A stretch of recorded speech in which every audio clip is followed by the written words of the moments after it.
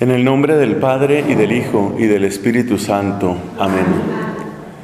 Dios te salve María, llena eres de gracia, el Señor es contigo.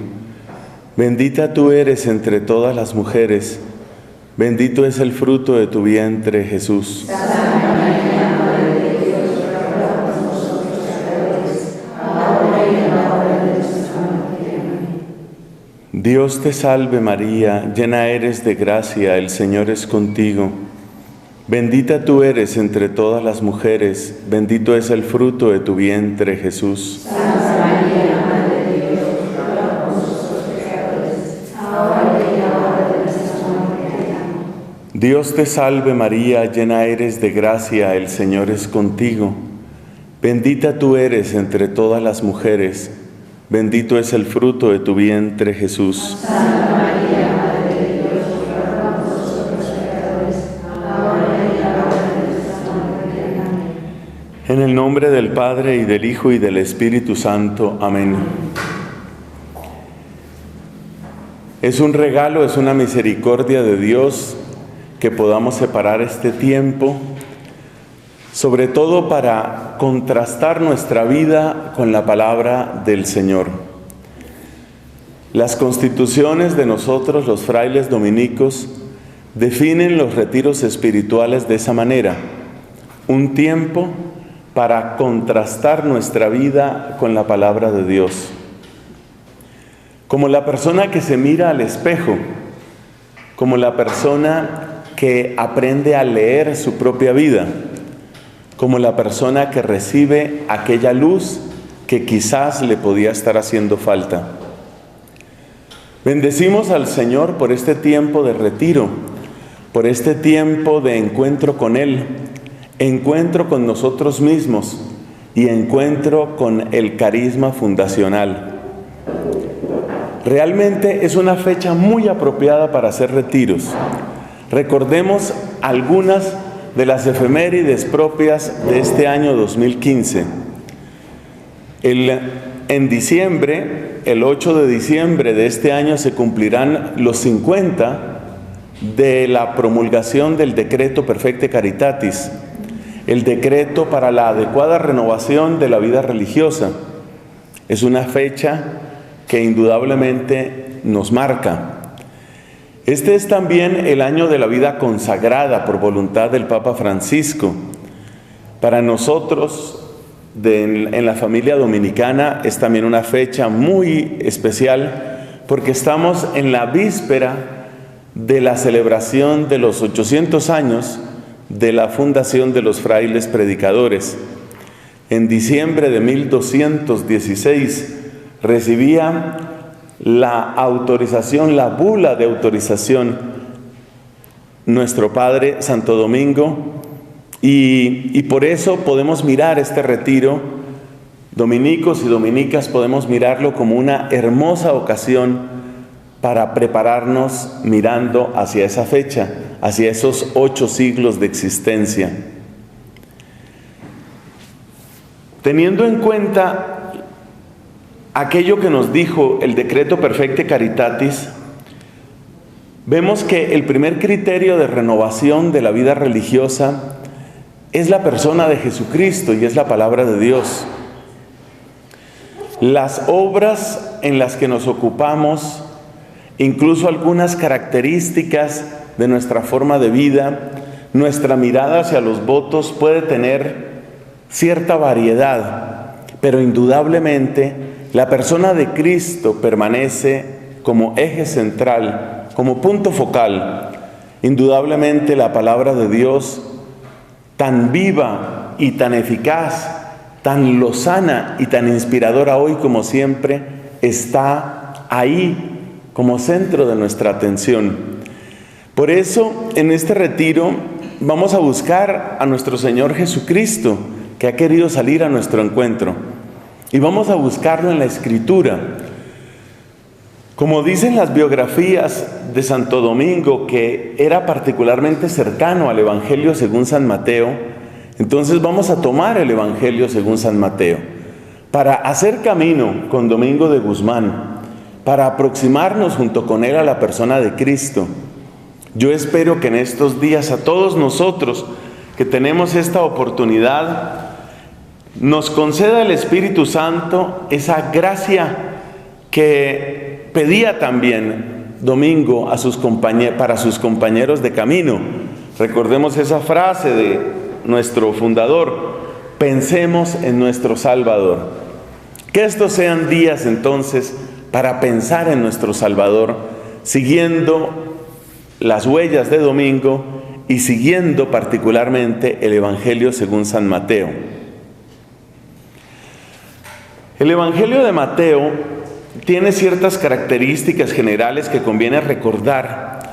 Un retiro no es un estudio bíblico, aquí no vamos a hacer propiamente exégesis, no vamos a hacer teología bíblica. Lo nuestro es acercarnos con corazón de discípulos. Lo nuestro es acercarnos con el alma abierta, con el deseo de que la luz de Dios realmente penetre todos nuestros rincones y con el deseo también de entrar en profunda amistad con el Señor. Sin embargo, aunque no se trata de un ejercicio de exégesis, sí necesitamos algunos datos que nos permitan ubicar mejor este Evangelio. Es el primero en la serie de los 4, como sabemos, es el más extenso, tiene 28 capítulos. Hay una característica muy especial de Mateo, y es que hace énfasis en las palabras de Cristo. Ya lo hemos comentado en otras ocasiones, conviene recordar aquí cuál es el énfasis de cada evangelista. Cada uno de ellos es como un reflector, como una mirada, ¿no?, a la persona de Jesús. Pero cada evangelista tiene su propio énfasis. Nos damos cuenta que Marcos, en sus 16 capítulos, tiene un énfasis particular en las obras de Cristo, en el actuar de Cristo. Podemos decir que para el evangelista San Marcos, que es el más breve de los 4 evangelios, para San Marcos interesa mucho destacar qué es lo que Cristo hace, qué le sucede a aquel que se acerca a Cristo. Ese es el énfasis. Podríamos decir que esa es la pregunta a la que quiere responder el evangelista San Marcos. ¿Qué le sucede a aquellos que se acercan a la persona de Jesucristo? Ese es San Marcos. Si nos vamos a San Mateo, el énfasis está en las palabras, y eso explica las referencias que se encuentran en el tablero a mis espaldas. Para San Mateo interesan muchísimo las palabras de Cristo. Podemos decir que para Mateo, Cristo es ante todo el Maestro. Está muy cerca San Mateo en su presentación de Cristo, está muy cerca de una figura que tenía que resultar muy familiar para algunos de su comunidad. Los exégetas, los grandes estudiosos de la Biblia coinciden en decir que la comunidad de Mateo, la comunidad mateana, tenía un ingrediente, un componente semita, un componente judío bastante fuerte. De modo que para Mateo la figura de Cristo está muy próxima a la figura del rabino. Podemos decir que Cristo es el maestro, es el rabino que nos muestra, con su enseñanza, nos muestra el camino del Señor. Aún más, ha habido algunos que han hecho la comparación entre la figura de Cristo en San Mateo y la figura de Moisés. En ese sentido, Mateo presenta a Cristo como el nuevo Moisés. Y así como Moisés dio la ley al pueblo en el monte Sinaí, así también Cristo, en su más famoso y más extenso discurso, que es el Sermón del Monte o el Sermón de la Montaña, da la nueva ley. Así que Mateo tiene ese énfasis en las palabras, las enseñanzas de Cristo. Cristo es el maestro, Cristo es el rabino, Cristo es el nuevo Moisés. Terminemos esta explicación mencionando los énfasis de los otros evangelistas. Lucas, ¿cómo nos presenta a nuestro Señor Jesucristo el evangelista Lucas? Se le ha llamado a Lucas el evangelista de la humanidad de Cristo. Podemos decir que Cristo en San Lucas nos deja ver de su corazón, nos deja ver cómo es Él, nos abre su alma. Ciertamente, Lucas hace unos énfasis, presenta unos subrayados que no están en otros evangelios. Así, por ejemplo, en Lucas encontramos muchas expresiones de alegría. Lucas tiene una gran sensibilidad por los excluidos de aquel tiempo, los extranjeros, las mujeres, los niños, los pobres, son punto focal en la presentación que hace San Lucas. Lucas enfatiza la acción del Espíritu Santo. Lucas enfatiza el gozo en el encuentro con la buena noticia. Lucas enfatiza la compasión, la misericordia de Cristo. Por supuesto, es en el evangelista Lucas en donde nosotros encontramos la parábola más famosa de toda la Biblia, tal vez la parábola del hijo pródigo. Entonces, Lucas pone ese énfasis en lo que podríamos llamar el corazón de Cristo, el ser de Cristo, la humanidad de Cristo. Mientras tanto, San Juan, en sus 21 capítulos, ha sido comparado con el águila, el misterio. Tal vez esa es la palabra que podemos utilizar cuando se trata de San Juan. San Juan enfatiza el misterio de Cristo. Entonces, resumiendo, tenemos esto: Marcos, las obras de Cristo; Mateo, las palabras de Cristo; Lucas, el corazón de Cristo; Juan, el misterio de Cristo. Evidentemente, necesitamos de todos ellos. Necesitamos de Marcos para que nos cuente qué es lo que Cristo hace en la vida humana. Necesitamos de Mateo para que nos cuente cuál es el camino que nos muestra Cristo.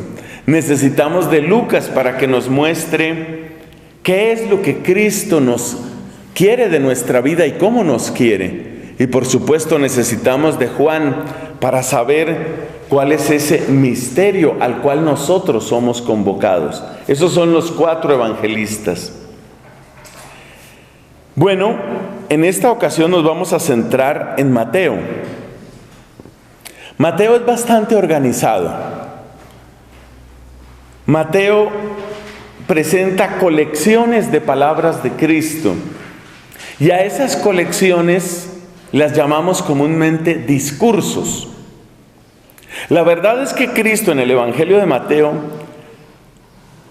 interviene, es decir, habla a veces discutiendo, a veces exhortando, a veces consolando. Realmente habla mucho Cristo. En las Biblias que suelen utilizar los cristianos no católicos, hay esa costumbre de poner en rojo las palabras del Señor.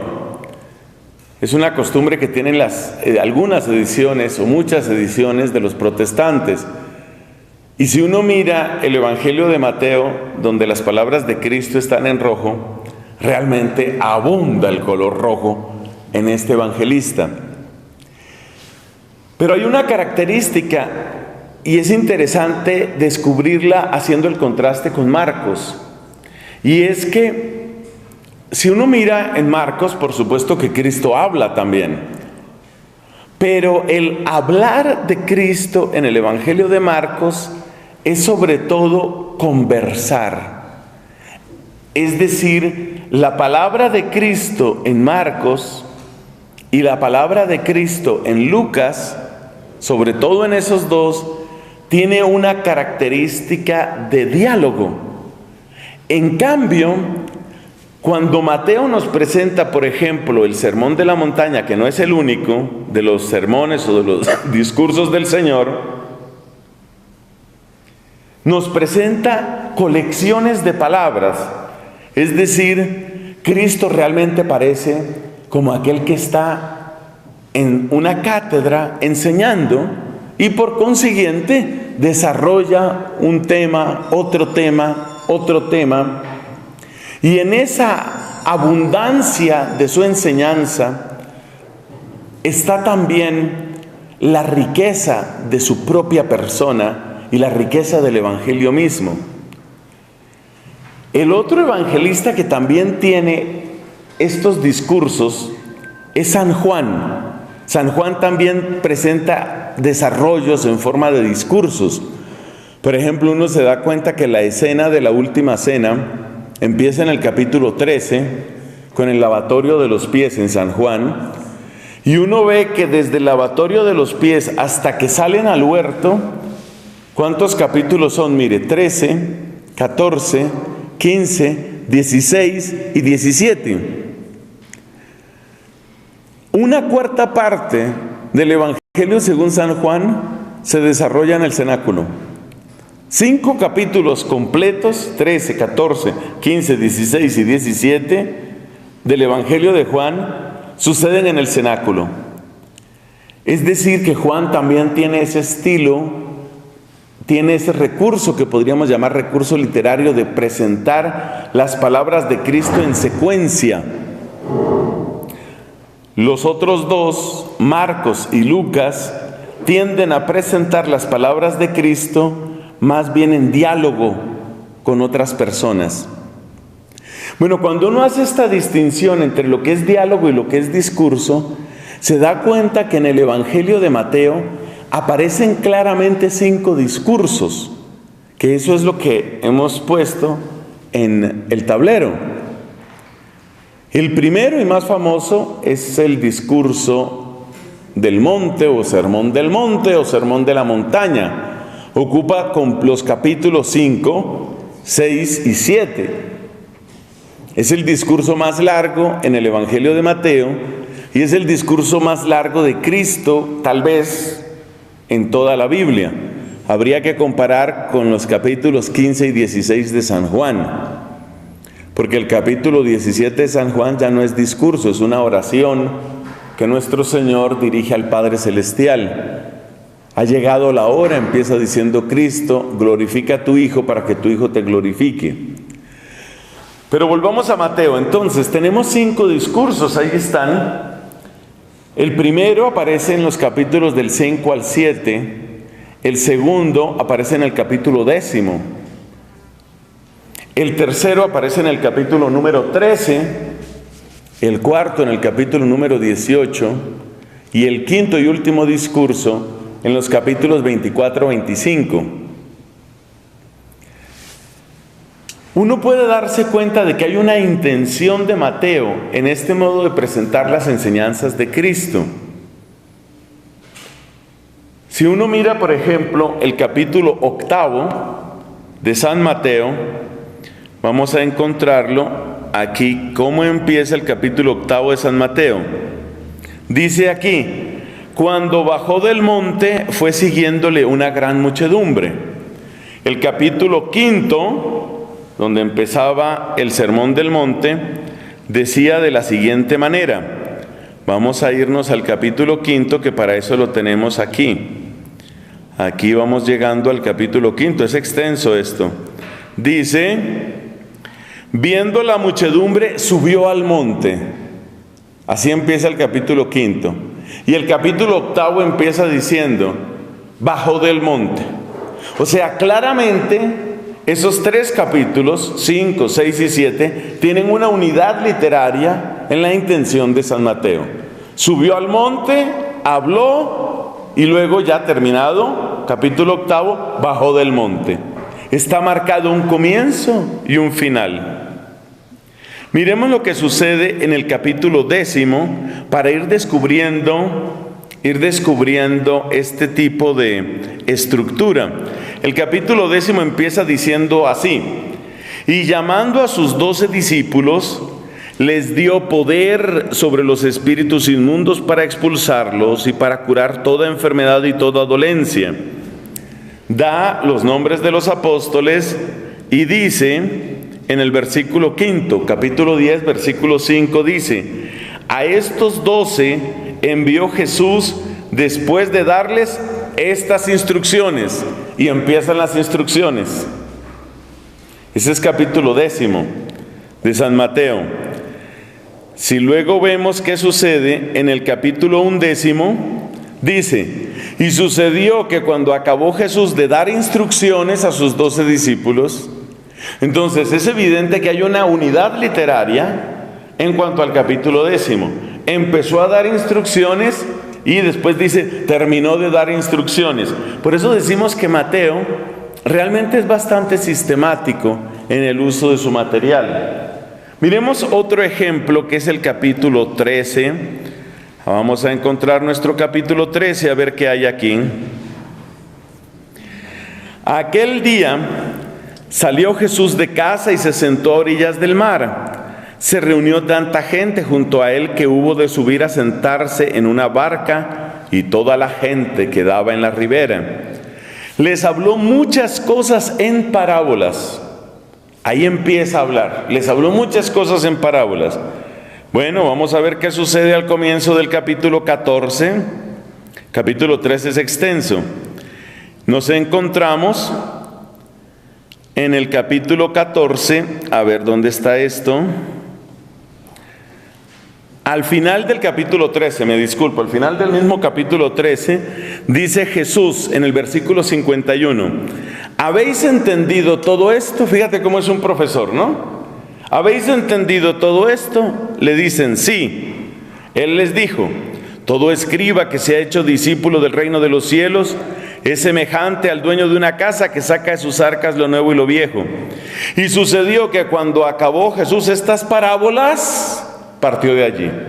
¿Te acuerdas cómo había empezado el capítulo 13? Empezó a decirles parábolas. Luego en el versículo 53 dice, cuando terminó las parábolas, partió de allí.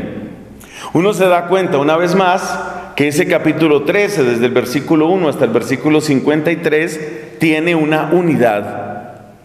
Y va apareciendo un elemento interesante, y es que parece que cada uno de estos discursos tiene como una temática. De hecho es así, cada discurso tiene su propio tema. Entonces ya vemos que van marcados los discursos por una expresión que anuncia que Jesús va a hablar, y luego una expresión que enfatiza que terminó de hablar.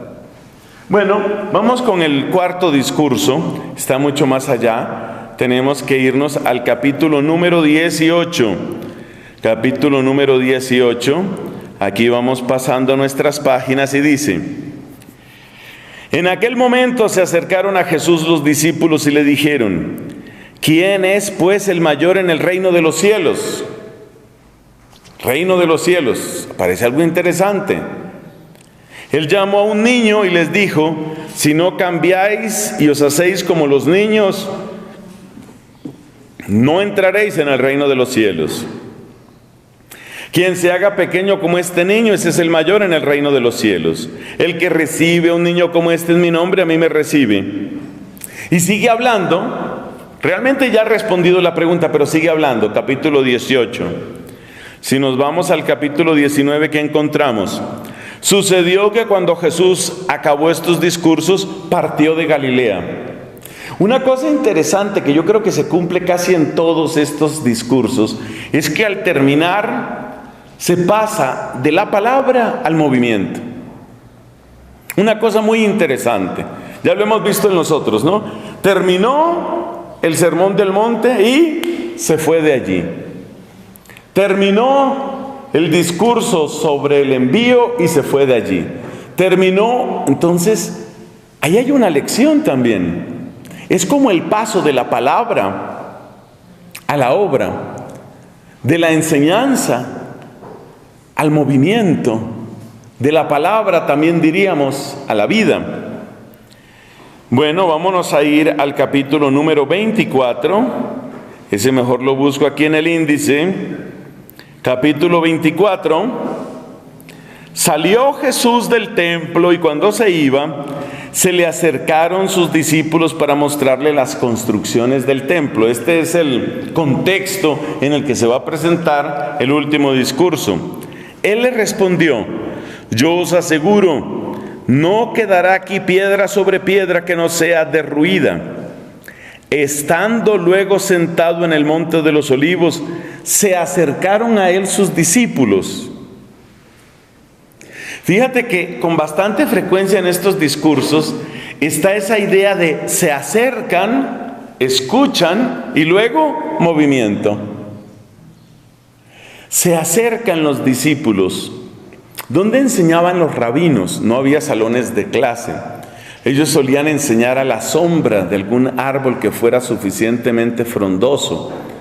Uno de los rabinos que se hizo discípulo de Cristo fue Natanael, también conocido por nosotros con el nombre de Bartolomé.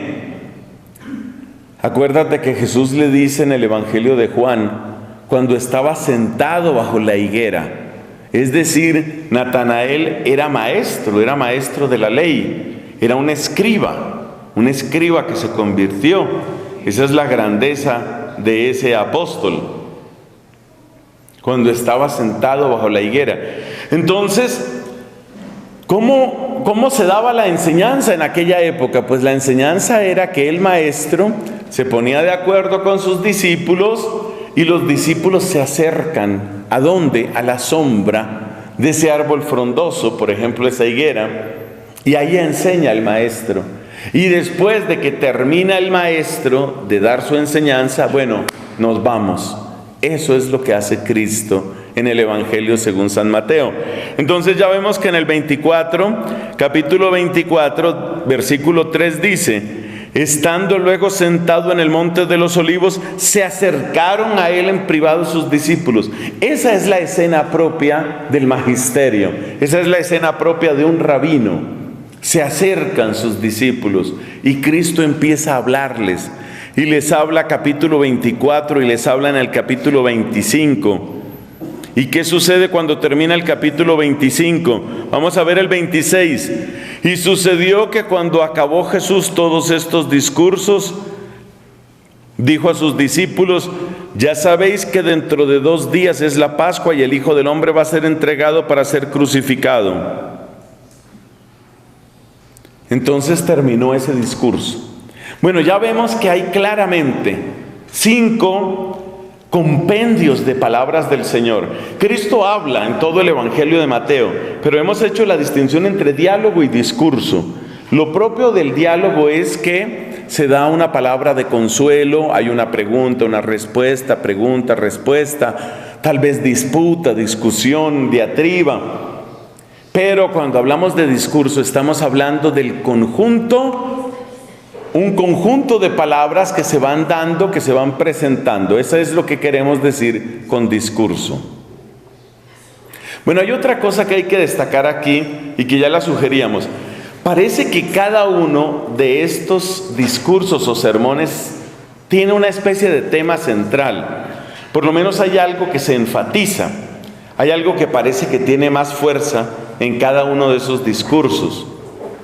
Evidentemente San Mateo quiere que nosotros tengamos una claridad sobre los distintos aspectos de la vida cristiana. Así que debemos creer que estos 5 discursos no han sido dispuestos al azar. Podríamos decir que tal vez estos 5 discursos son como los 5 grandes temas que todo discípulo del Señor debe tener bien claros. ¿Cómo debe ser un discípulo del Señor? Un discípulo del Señor debe tener claros 5 temas. Un buen profesor, por supuesto, y sé que varias de ustedes están en la docencia hace muchos años y saben mucho de esto. Un buen profesor tiene claro que debe distribuir su material. A ver, ¿qué necesito yo para este año? Bueno, en este año necesito que los niños o las niñas a las que estoy enseñando, necesito que aprendan las operaciones matemáticas básicas. Entonces, ¿eso qué significa? Bueno, que tienen que aprender a sumar, después aprenderán a restar, después la multiplicación. Eso es dividir en temas, eso es parcelar el conocimiento. Eso es lo que hace Mateo. O sea que podemos mirar el Evangelio según San Mateo como una escuela de discipulado. A mí me parece tan interesante, me parece tan apasionante. En nuestras Biblias, las que hemos cargado toda una vida, hay una escuela de discipulado. Están las 5 lecciones básicas de qué quiere decir ser discípulo del Señor. Y bueno, lo que nosotros vamos a hacer en este retiro es esa escuela. Vamos a entrar en la escuela del discipulado. Vamos a acercarnos a los grandes temas que un sabio y santo llamado Mateo nos presenta, para ver qué significa ser discípulos del Señor. Y aquí veo yo otra coincidencia preciosa entre nuestro retiro y el contexto en el que nos movemos en nuestra América Latina. En la última Conferencia General del Episcopado Latinoamericano en Aparecida, Brasil, nos encontrábamos una consigna que nos dejaron nuestros obispos, que todos hemos de ser discípulos y misioneros. Pues no es muy tarde, no es tarde para que entonces nos pongamos en esa tarea de ser discípulos, y vamos a aprender a ser discípulos según nos lo presenta el evangelista Mateo. ¿Cuáles son los temas entonces? Los grandes temas de estos discursos. El Sermón del Monte. ¿Se podrá encontrar un tema central entre tantas palabras que dice Cristo? Recordemos tantas cosas que dice el Señor en el Sermón del Monte. Están las bienaventuranzas, están esas expresiones, el pero yo os digo, ¿no? Habéis oído que se dijo, pero yo os digo. Luego encontramos también en el Sermón del Monte cómo Jesús dice que hay que poner en práctica lo que Él enseña. De hecho, así termina, ¿no? El que escucha estas palabras mías y las pone en práctica se parece al que edificó sobre la roca. Mientras que el que escucha y no pone en práctica es como el que edificó sobre arena. ¿Qué es lo nuevo ahí? ¿Cuál es la novedad? Pues es que en el Sermón del Monte está toda la novedad. A mí me parece, en esto tómenlo simplemente como una indicación, a mí me parece que podemos hablar, utilizando una expresión de Santo Tomás de Aquino, podemos hablar de este modo. El tema central del Sermón del Monte es la nueva ley. Nosotros no estamos bajo la ley de Moisés, pero tampoco se trata de negar o despreciar la ley de Moisés. Entonces, es la nueva ley. Esa nueva ley aparece desde las bienaventuranzas hasta el final del Sermón del Monte. La nueva ley. El capítulo 10, donde está el segundo discurso, ¿qué nos presenta? Ahí está muy claro. Es el discurso de la misión. Es el discurso del envío. Eso está muy claro. Lo podría llamar uno también el discurso el manual del apóstol.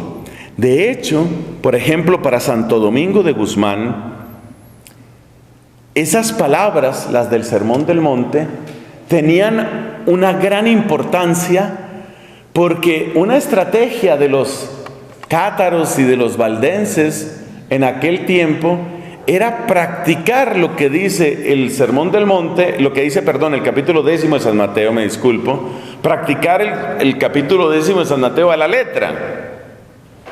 Entonces no llevaban sino una túnica, no llevaban dinero, etcétera. Ellos practicaban eso a la letra. Bueno, entonces, ¿cuál será el tema de este segundo discurso? La misión. Evidentemente, de eso es de lo que se trata. Si nos vamos al capítulo 13, encontramos que desde el principio lo que abunda son las parábolas. Es el discurso en parábolas. Empieza de hecho con la parábola del sembrador, pero vienen otras parábolas después. Entonces, el discurso de la nueva ley, ese es el conocido Sermón del Monte, el discurso sobre la misión, el discurso de las parábolas. Bueno, y si nos vamos al capítulo 18, ¿qué encontramos ahí? Nos damos cuenta que lo que abunda en ese capítulo 18 es el reino de Dios. ¿Cómo debe ser el reino de Dios? ¿Cómo deben ser también los discípulos? ¿Cómo deben vivir los discípulos? Me parece mucho, la memoria me podría fallar, pero me parece mucho que la edición de la Biblia de Jerusalén llama a este capítulo 18, lo llama el discurso eclesiástico, pero eso se puede revisar. Eclesiástico en el sentido de ¿qué? ¿Cómo se vive en iglesia? ¿Cómo se aprende a vivir con otros? Si eclesiástico te suena demasiado acartonado y demasiado distante, entonces tomemos tal vez otra palabra y digamos, es el discurso de la vida en comunidad. Mire qué interesante, el discurso de la nueva ley, el discurso de la misión, el discurso de las parábolas o del reino de Dios, podríamos decir. Luego el discurso, el cuarto, que es este del capítulo 18, el discurso de la vida en comunidad. Y el 24 y 25, ¿de qué nos habla? Del final, el final de Jerusalén, el final de los tiempos. Como hay una parte de los estudios de la teología que se llama la escatología, es decir, el estudio de lo que viene en último lugar, eschaton, en griego quiere decir lo último, así como protos quiere decir primero, Deuteros quiere decir segundo, de viene Deuteronomio, pues así también eschaton quiere decir lo último. De modo que el discurso sobre la ley es el número 1, la nueva ley. La nueva ley, ¿cómo vive? ¿Cómo ha de vivir el cristiano? El discurso de la misión, el segundo, que es el capítulo 10. Luego las parábolas del reino, que es el capítulo 13. Luego la vida en comunidad, el aprender a hacer iglesia, ese es el capítulo 18. Y luego el desenlace de la historia de salvación, esos son los capítulos 24 y 25. Como ustedes saben muy bien, la división de la Biblia en capítulos no proviene del siglo I, o sea, Mateo no empezó a escribir capítulo primero, capítulo segundo. La división en capítulos es muy posterior y la división en versículos es todavía posterior. Los títulos que se suelen poner a las secciones de la Biblia son todavía posteriores. Y las indicaciones temáticas que estamos diciendo aquí son todavía posteriores. Es decir, que estas son indicaciones temáticas, pero por supuesto no se trata de palabra de Dios. Es la opinión sustentada, razonada de un hermano de ustedes, pero esto no es palabra de Dios. Es una manera de acercarnos a esas grandes secciones del Evangelio según San Mateo. Bueno, como claramente hay esos 5 discursos, entonces parece que tenemos una hermosa proporcionalidad con nuestro retiro. De modo que vamos a tener cada día un discurso, teniendo en cuenta que el primero se quedó ya más corto por esta introducción. Pero cada día vamos a tomar un discurso. Entonces hoy vamos a tomar los capítulos del 5 al 7, el Sermón del Monte, y así sucesivamente. Mañana, capítulo 10, el día siguiente, capítulo 13, luego capítulo 18, y por último el discurso escatológico, capítulos del 24 al 25. Ese va a ser nuestro retiro. Material de lectura, obviamente, la Santa Biblia y obviamente el Evangelio según San Mateo. Cuanto más lo leas, lo medites, lo ores, lo vuelvas tu oración, más provecho le sacas a este retiro. Recordemos siempre lo que nos han dicho varias veces. El predicador es una entre muchas ayudas que quizás puede utilizar Dios. Pero el centro de nuestro retiro está solamente en Él. El ambiente en el que nos encontramos, particularmente los lugares de oración y los momentos de oración, son el tiempo privilegiado para que Dios obre. Y hay que darle la máxima importancia a eso. A veces se le entiende bien al predicador, a veces no se le entiende mucho. A veces como que uno conecta y a veces como que uno no conecta con ese señor o esa señora que trajeron, como que no conecto con ese tipo. No te enredes por eso. No te enredes conmigo, ni yo contigo. Estamos caminando y buscando al Señor. Si puedo servirte, bendito Jesús, bendito Jesús. Pero nuestro retiro lo hacemos en ambiente de desierto, en ambiente de silencio, en ambiente de oración, y nuestro centro Jesús, y nuestro verdadero predicador, el verdadero, siempre el Espíritu Santo de Dios. Ese es el que va hablando. Vamos a tomar unos últimos minutos solamente para recordar algo del contexto de este Sermón del Monte, que es el tema del día de hoy, porque cada día pues va a tener su respectivo tema. Vamos a recordar algo del contexto de este Sermón del Monte. ¿Qué tipo de contexto? No nos interesa tanto cuál fue el monte. Hay gente que trata de ubicar muy geográficamente las cosas. Se sabe que cuando sucede la transfiguración, Cristo estaba en una montaña elevada, entonces hay gente que busca cuál es esa montaña. Muchos piensan que es una montaña que se llama Tabor, el monte Tabor. Puede ser, es muy probable. Pero el contexto al que yo quiero aludir no es el contexto geográfico. Yo solamente quisiera llamar la atención de ustedes sobre un detalle. ¿Cómo podía resultar familiar a los oyentes de Cristo la expresión reino de Dios? ¿Y cómo podía resultar comprensible para ellos un lenguaje tan extraño como el de las bienaventuranzas?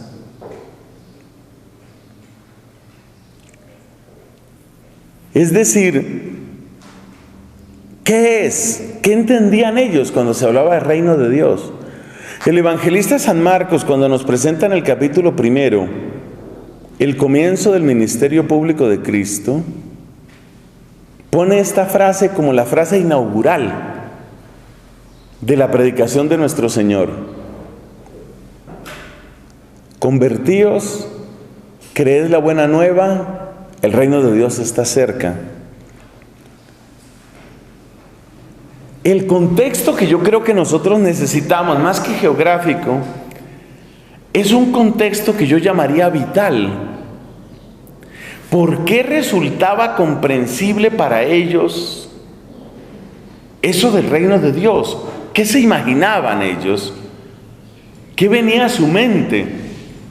El reino de Dios. El reino de Dios está cerca. ¿Qué quiere decir eso? Eso nos llama la atención. Y nos llama la atención también lo de las bienaventuranzas. Claramente son expresiones paradójicas, hasta cierto punto absurdas, o por lo menos en directa contravía con lo que uno se encuentra en su experiencia cotidiana. Ser pobre no es razón para ser feliz. Ser manso no es razón para ser feliz. Al contrario, parece que cuanto más manso uno, más lo golpean y más se aprovechan de uno. Ser limpio de corazón es inútil, es estorboso. Parece que los que salen adelante, los que triunfan, los que se salen con la suya, son los que tienen el corazón puerco, hediondo, turbio, opaco. Sus palabras son turbias, sus palabras son engañosas. Y las personas que tienen el corazón así como agua enlodada, cuyo fondo no se puede ver, esas son las personas que siempre tienen un escape, una salida. Entonces, ¿cómo podía la gente recibir, aceptar, acoger esas palabras del Señor? Hay un dato, y ese dato es el que yo creo que nos da la respuesta. Los pobres de Yahvé. La Sagrada Escritura tiene los dos testamentos. Nosotros los llamamos Antiguo y Nuevo Testamento. Pero la palabra testamento, lo que nosotros llamamos como testamento, dice muy poco de la palabra griega que es diateque. Para nosotros testamento es lo que hace una persona cuando sabe que se va a morir. Antiguo Testamento, Nuevo Testamento. Resulta que diateque significa eso, testamento en el sentido que nosotros lo entendemos, pero la palabra que mejor traduce diateque es la disposición, es decir, lo que una persona ha dispuesto. No necesariamente porque se va a morir. Entonces parece que debemos considerar la Biblia con sus dos grandes secciones diciendo que hay una antigua disposición, un antiguo modo de hacer las cosas. Y hay una nueva disposición, un nuevo modo de hacer las cosas. Ese primer modo de hacer las cosas está marcado fundamentalmente por una serie de alianzas. La alianza con Noé, por ejemplo, la alianza con Abraham, la alianza con Moisés. La alianza con Noé tiene como sello el arco iris, hoy tristemente secuestrado por movimientos contrarios a la moral. La alianza con Noé tiene como sello el arco iris. La alianza con Abraham tiene como sello la circuncisión. La alianza con Moisés tiene como sello la ley, la Torá. Entonces, la antigua disposición, el antiguo modo de hacer las cosas está marcado por la antigua alianza o las antiguas alianzas, porque ya vemos que son varias. Y esa antigua alianza llega a su límite. Y cuando esa antigua alianza llega a su límite, entonces, ¿ahí qué pasa? Si nosotros tomamos los libros de la Biblia, los que llamamos Antiguo Testamento, nos damos cuenta que finalmente el desenlace del Antiguo Testamento es triste. Está muy bien descrito en esa expresión que me impacta tanto del profeta Daniel y que repetimos en la liturgia de las horas.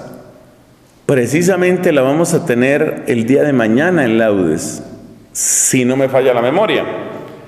Ya no vemos nuestros signos, ni hay profeta, y nadie entre nosotros sabe hasta cuándo. Entonces, la antigua disposición, el antiguo modo de hacer las cosas llegó a un límite. Llegó a un límite, y ese límite, ¿cuál es? Ese límite es el que aparece al final del profeta Isaías. Es el que aparece en el profeta Daniel. Es el que aparece en Jeremías y en Ezequiel. Recordemos, sin dar aquí muchas cifras, recordemos cuáles son esos límites. Jeremías habla de una nueva alianza. Jeremías habla de unos nuevos pastores.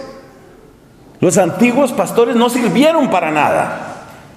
Necesitamos nuevos pastores. Necesitamos una nueva alianza. Ezequiel dice, Pondré mi ley en sus corazones, les voy a dar un corazón nuevo y un espíritu nuevo. Isaías dice, en una súplica ardentísima, que luego la iglesia ha incorporado a su liturgia de Adviento, Isaías dice, ojalá rasgases el cielo y bajases. Es decir, ya esto no da más. Eso es lo que significa la súplica de Isaías. Daniel dice, ya no vemos nuestros signos, no hay profeta, nadie sabe hasta cuándo. El Antiguo Testamento acaba como el borde de un acantilado. Esto se acabó el camino y lo que queda es el abismo, no queda nada más. Ese es el Antiguo Testamento. Las sensaciones de derrota. Es verdad que está la gesta magnífica de los macabeos en el siglo II antes de Cristo. Es verdad que están los macabeos, pero con el debido respeto a la memoria de los macabeos, que fueron heroicos, como toda la gente de aquel movimiento, de verdad que tanto lograron. No mucho, porque no pudieron recuperar la independencia. Su tierra no volvió a ser su tierra. No pudieron recuperar la independencia.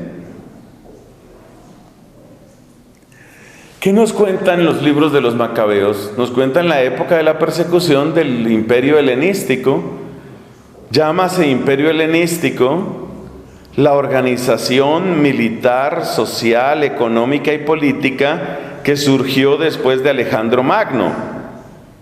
Alejandro Magno logró ingentes conquistas, pero murió muy joven, de 33 años murió Alejandro, y ese vastísimo imperio se lo repartieron sus generales, y en todo caso la influencia de Macedonia y la influencia del mundo griego se expandió obviamente por el norte de Egipto y por todo el Medio Oriente y por toda la cuenca del Mediterráneo. Esa situación política, económica, social, religiosa es la que llamamos imperio helenístico. Dentro de esos múltiples reyes y reyesuelos, dentro de esas derivaciones del imperio helenístico, aparece un hombre llamado Antíoco. Hubo muchos Antíocos y por eso también hay muchas poblaciones que se llaman Antioquía. Antioquía de Siria, Antioquía de Pisidia.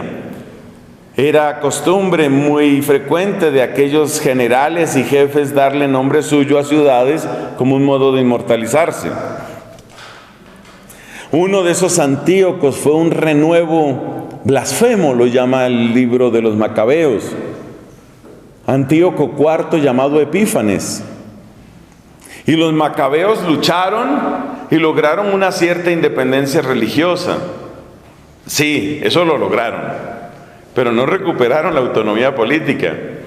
Además, después del imperio helenístico, ¿qué sucedió? Pues sucedió en la tierra que nosotros llamamos Tierra Santa, lo mismo que había pasado en el resto del Mediterráneo, el declive del poder griego vino a ser continuado por la exaltación del poder de los romanos. Entonces los romanos agarraron la Tierra Santa como cosa suya y pusieron ahí no gobernador sino procurador. O sea que el Antiguo Testamento, volvamos a ese punto, el Antiguo Testamento realmente acaba como un acantilado. Tú vas viendo que eso es fracaso tras fracaso. Y sobre todo hay algo que es muy notable. ¿Qué pasó con la profecía que Dios le había dado a David? Porque Dios le prometió a David por medio de Natán, Dios le prometió: no se apartará el bastón de mando de tu descendencia. ¿Cómo entender esas palabras cuando estamos oprimidos bajo el yugo del imperio helenístico, los helenistas? ¿Cómo entender esas palabras cuando los romanos se imponen y bien humillantes que eran los romanos. Cuando pasaban las legiones romanas por esas tierras, los soldados no perdían oportunidad para humillar, por ejemplo, a los campesinos. Como era tan pesado el equipo que tenían que llevar los romanos, algunos dicen que pesaba entre 20 y 30 kilos lo que tenía que llevar cada soldado, y tenían que caminar a veces 10, 15, 20 millas en un día. Entonces, ¿qué hacía un soldado de esos? Cuando iban caminando, por ejemplo, por el norte de Galilea, esa escena tuvo que haberla visto Cristo varias veces, le decía por ahí a cualquier campesino que estaba trabajando su pedazo de tierra: oiga usted, acá venga. Y lo obligaban: me llevas mi carga 1 milla o 2 millas o lo que fuera. Por supuesto, eso descansaba al soldado, pero el otro tenía que dejar tirado su trabajo y tenía que cargarle su armamento a un invasor. Usted calcule lo que eso significa. Usted piense lo que eso implica en el corazón de esta gente. Entonces, la época del tiempo de Cristo tenía esos interrogantes. Esos interrogantes son, por ejemplo, bueno, ¿y qué pasó con la profecía? La palabra de Dios no se puede derrotar. Si Cristo dijo que un descendiente de David va a reinar, quiere decir que ese descendiente debe existir. O sea que la idea que ellos tenían es que la dinastía de David seguía, pero por decirlo de alguna manera se había vuelto subterránea. Era subterránea la dinastía de David. Y ellos estaban esperando que apareciera el descendiente de David. Y como David fue ungido, que en hebreo se dice Mesías, como David fue ungido, ellos estaban esperando al Mesías. Ellos creían, tiene que estar, el Mesías tiene que estar en alguna parte. ¿Dónde? No sabemos, pero tiene que estar. Ellos estaban esperando que volvieran los tiempos de David. Si ustedes quieren apuntar esa frase, eso es lo más importante que se necesita para entender el Sermón del Monte. Ellos estaban esperando que volvieran los tiempos de David. Los tiempos de David están condensados en el Salmo 147, que luego los mexicanos se apropiaron. Dice el Salmo 147, con ninguna nación obró así. Y ese es el lema de la Virgen de Guadalupe. Non fecit taliter no sé qué nación, y dice omni nación o algo así dice en latín el lema de la Virgen de Guadalupe. Pero yo no puedo sentir envidia de los mexicanos, empezando porque en mi infancia la parroquia que quedaba al lado de la mía era la parroquia de la Virgen de Guadalupe. O sea que yo aprendí a querer a la Virgen de Guadalupe desde mi más tierna infancia. Bueno, dice ese salmo también que Dios ha puesto paz en tus fronteras y te sacia con flor de harina. Ha puesto paz en tus fronteras. Por favor, miremos el Antiguo Testamento y preguntémonos cuándo tuvieron paz en sus fronteras los hebreos. Solo en el reinado de David. No, mentiras. También tuvieron paz en las fronteras en el reinado de Salomón. Pero en el reinado de Salomón sucedió una tragedia, que hubo paz en las fronteras, pero en esas fronteras pacíficas entraron una cantidad de viejas brujas, que fueron las esposas con las que Salomón hizo pacto para que no hubiera agresión. Salomón manejó la cosa como política. Entonces Salomón celebró multitud de matrimonios rituales con esas mujeres de muchos otros cultos y de muchas otras tribus y naciones. Ese fue Salomón. Entonces las fronteras estaban pacíficas, las fronteras estaban tranquilas, pero a través de esas fronteras tranquilas entró el veneno. Así que realmente, y esto es muy importante y hay mucho católico que no lo sabe, La única época, óigame bien, en todo el Antiguo Testamento, la única época donde el pueblo de Dios experimentó paz en sus fronteras y experimentó la bondad de vivir con Dios fue en el reinado de David. Por eso el elogio por excelencia para el Mesías es hijo de David. Ese es el elogio. Porque hijo de David quiere decir contigo vuelven los buenos tiempos, contigo vuelve Dios a reinar. La única época, óigame esto por favor, téngalo claro, ojalá tome apuntes. La única época en la que los israelitas, que propiamente eran los judíos los que quedaban ahí, la única época en que los judíos experimentaron que Dios sí puede reinar sobre su pueblo fue en la época en la que reinó David. Porque David, reinando sobre el pueblo, no dejó de ser súbdito de Dios.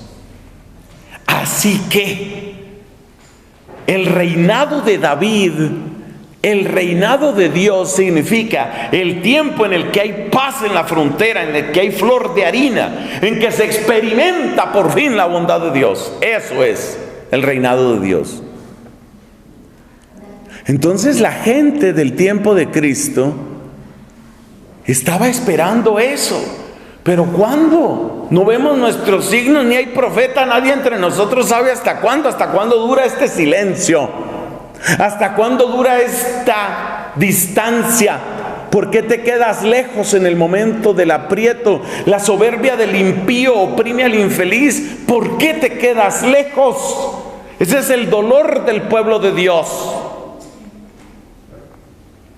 En el libro del Deuteronomio hay una serie de bendiciones y maldiciones, y una de las maldiciones más duras, escalofriante para mí, dice: si te apartas del Señor, los cielos se te volverán de bronce. Dios mío, qué lengua semita esa. Los cielos se te volverán de bronce. ¿Qué indica eso? Impenetrable, insensible, frío, sordo. Ese es el cielo que ellos han conocido. ¿Y qué está experimentando la gente en tiempo de Cristo? Llega ese desgraciado, perdón las expresiones que tengo que utilizar, pero eran las que vivía la gente en esa época. Llega el desgraciado, llega el maldito romano, me hace cargar sus porquerías y sus ídolos. Me humilla, me escupe, me hace trabajar para él, no me paga. Y luego se va tan campante a seguir celebrando sus victorias. ¿Por qué te quedas lejos en el momento del aprieto? La soberbia del impío oprime al infeliz. ¿Dónde está? ¿Dónde está tu Dios? Y la gente clama al Señor. ¿Y qué sienten? Que los cielos son de bronce. No hay respuesta. Todo es frío y muerto, impermeable. Entonces por eso la gente anhela el reino de Dios. La gente anhela los tiempos de David. El libro del Deuteronomio tiene todavía otra expresión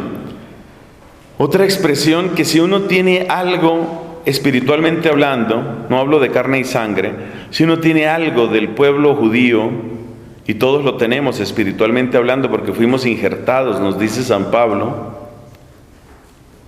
uno siente dolor.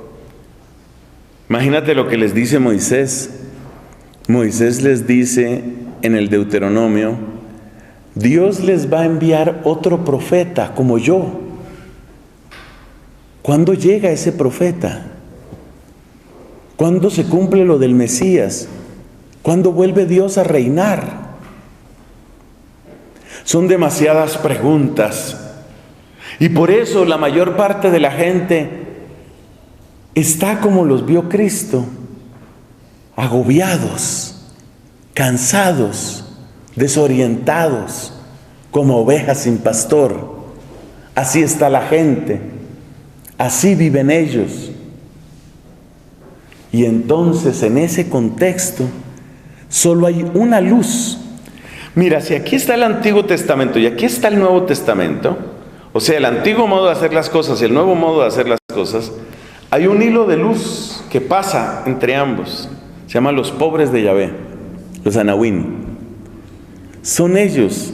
Es decir, la gente que a pesar de todo eso y ante una evidencia tan contundente y contraria, no se resigna. Esos que permanecen fieles. ¿Quiénes son esos? Lucas nos da nombres de algunos anahuín. Un hombre llamado Simeón, una mujer llamada Ana, que había quedado viuda de jovencita y luego alcanzó una edad como de 80 y tantos años. No se apartaba del templo sirviendo con ayunos y oraciones. A Simeón le dijo Dios: no vas a morir, no vas a morir sin ver al Mesías. Simeón ya era bien anciano.